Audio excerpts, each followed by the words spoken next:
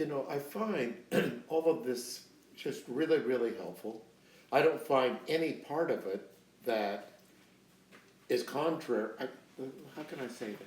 You know, I remember that book that we read, and it was kind of, if you die, like, be alive when you're alive. When you're dead, you can worry about being dead, but right when you're alive, be alive. So kind of keep that as my focus, and so I'm thinking about what it means to be alive, and I find that as I do this, I'm more focused on that, realizing that everything's changing. It's always changing. Every day is a different day. Every day I'm a different person.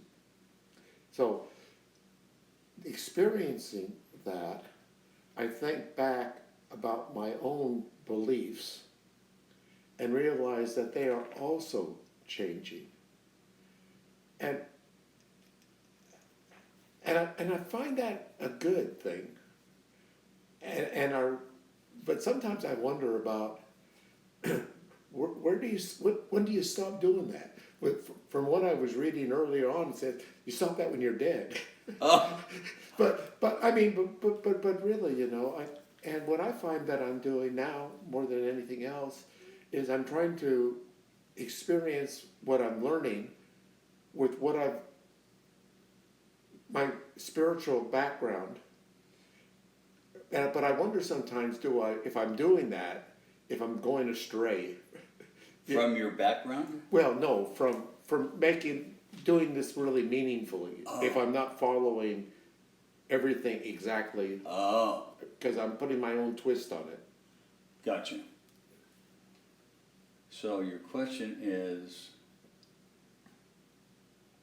should I follow the directions that I'm given because I've had a previous set of directions, and I'm not sure how to combine them? Yeah, I don't want to. I don't want to give up this new stuff I'm learning, and want to incorporate it into who I am. Gotcha. But I'm also giving it my own twist. Do you feel energy in this exploration? Yes. Does that feel pleasant, Yes. unpleasant, or neutral? It's exciting. Okay. But sometimes you feel like you're going out on the plank. Yeah. So the question is then, can I trust what's happening right now? Yeah, yeah. That's a deep one. I'll invite you to give me an example from nature where anything just stops and says, okay, let's keep it like this for now, forever. Firewood. Yeah. It's dead. Okay, but it turns into fuel. Yeah, And then it turns into dust. yeah. So there may not be, maybe you're discovering that this whole thing is a mystery. Mm-hmm. That you're, maybe, because I get you telling me you have a sense of awe at this. Yeah. But it's a little scary because, it's not like awe chapter 1 or chapter 2. It's like, when's it going to stop? Well, it's beginning something new at 77 years old. It's like, I'm enjoying this. I'm looking forward to it. I want to know what the next chapter is. But I got you. Is this the last chapter? You don't have a problem. You have a mind. You have curiosity. I would suggest that because you have such a strong spiritual background anyway, you did a very deep dive into that for 50 years.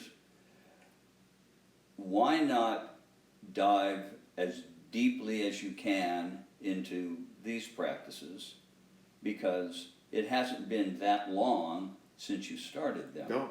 And you haven't had time to taste some of the rewards. Mm-hmm. So I would, people don't like to hear this, but meditate more deeply, Mm-hmm. learn more about how to perform a technique well. Yeah. Because you don't need, and this is interesting, you don't need 50 Buddhist techniques to find liberation. Mm-hmm. You need one performed well, Yeah. and consistently. There is the axiom of consistency in meditation is there is no bad meditation except the one you don't do. Mm-hmm. And it's assumed that rough spots come up, Mm-hmm. and when you go blank like you did a couple of weeks ago, Yeah. but you didn't stop. You brought it out, which is, I commend you, that's a very healthy sign. You said this is in the unpleasant category, but it wasn't depressed or anything, you're just a little torpor. Yeah. But you're 77, so am I, for another couple of weeks. Aging for beginners. Oh, yeah. I mean, who do you know as spiritual role models who said, hey Bob, I'm 60, can I quit now? No. Like these great people we hear of, they stop when they're not moving anymore. Yeah. Yeah. And Buddha said when people would ask him about reincarnation, he said, look, don't worry about that. Where you're here now, this present moment, this is what it's about. But they worry, well, how long am I going to live? They say, well, that's the one thing nobody knows, Yeah. is how much time they have left. Yeah. And that's not too much different from what Jesus said. Yeah. Look at the birds of the air. Look at the flowers of the field. Yeah. I think that all the paths go to the same place. Mm-hmm. I did too. And so, like, I'm a Buddhist, I'm a Christian, and you meet, but you've both been liberated from your hindrances, and they're talking. So, what's your freedom like? I don't know, what's your freedom like? I see colors and light. Yeah. I feel like I can float. Let's go to the park.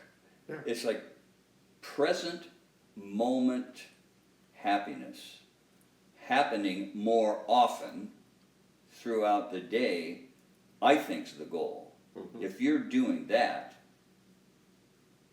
Yeah. And I have no desire to take and convert a Buddhist to Christianity, or a Jew to Christianity, or a Muslim or whatever. I enjoy listening and connecting and finding what they find valuable, what they find exciting, how they view life, because I learned something from that. That's the problem with to our culture here. We think we know everything. The country's 20 years old. Brand new. And now you're studying stuff that's 2,500 years old, Uh-huh. and it's the same advice. Yeah.